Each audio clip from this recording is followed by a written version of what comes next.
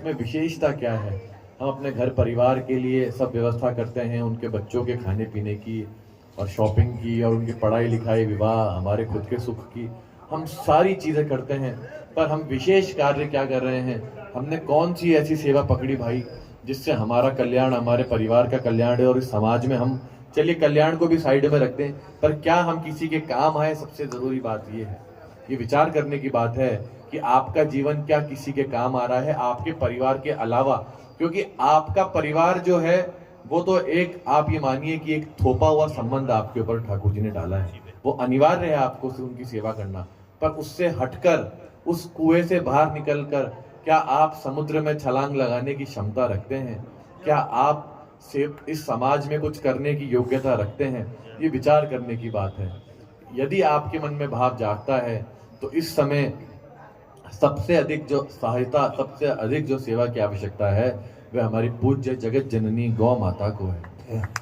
गौ माता रोज कत्ल खानों में जा रही हैं, कट रही हैं, उनकी चमड़ी का व्यापार हो रहा है, उनकी हड्डियों का व्यापार हो रहा है, उनके रक्त का व्यापार हो रहा है। वही रक्त हम लोगों को वापस परोसा जाता है, न जाने कितने कितने आहार में मिलाकर, दवाइयों में मिलाकर, हड्डियों से जो है सब दवाइयाँ बनती हैं। ऐसा हमने सुना है और कई लोग इसको प्रूव भी कर चुके हैं।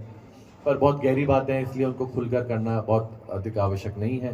पर इतना समझ लें भाई कि यदि हम थोड़ी थोड़ी सेवा राशि अपने घरों में गौ माता के लिए निकालें और अपने निकट की किसी भी गौशाला में, ऐसी गौशालाएं जो गायों की वास्तव में ईमानदारी से रक्षा कर रही हैं, डेयरी फार्म नहीं, वो तो अपना व्यापार कर रहे हैं, पर जहाँ दूध का व्यापार नहीं होता हो, जहाँ सड़क से उठा के गायों को लाकर सेवा की जाती हो, जहाँ गाय गौशाला में रखने से पहले सोचते नहीं हो कि हाँ भाई हम इस गाय को लेंगे, हम इस गाय को नहीं लेंगे, उस स्थान पे जरूर आपको सेवा करनी चाहिए, क्योंकि वह संपूर्ण रूप से, पूर्ण रूप से ठाकुर जी और आप जैसे भक्तों पे ही आश्रित हैं। यदि आप लोग सहयोग नहीं करेंगे तो आप बताएं गौशाला ईमानदारी से चल जाएंगी क्या?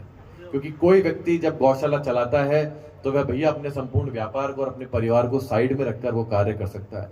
ये संभव नहीं है कि वो आदमी व्यापार भी कर ले और नौकरी भी कर ले और दोनों काम साथ कर ले, ये संभव नहीं है। तो उनकी सहायता हमको करनी है, आगे आना है भैया, उनको उनसे पूछना है कि आपको क्या आवश्यकता है, हम आपके लिए क्या कर सकते हैं, और आपकी जितनी सामर्थ्य हो आप उतना सहायता उनके लिए करें। पर हर व्यक्ति विचार करे तो थोड़े थोड़े से बहुत अधिक सेवा जो है गौ माता के लिए हो जाएगी। आप लोगों ने कीर्तन के लिए याद किया, हम सभी को बहुत आनंद आया, हम बहुत आनंदित हुए। भैया ने बोला कि भाई 3-4 साल बाद यहाँ कीर्तन हुआ है। अब भैया को तो याद है, मुझे तो याद भी नहीं है कि कब हुआ था, कोई बेसमेंट में हुआ बताया।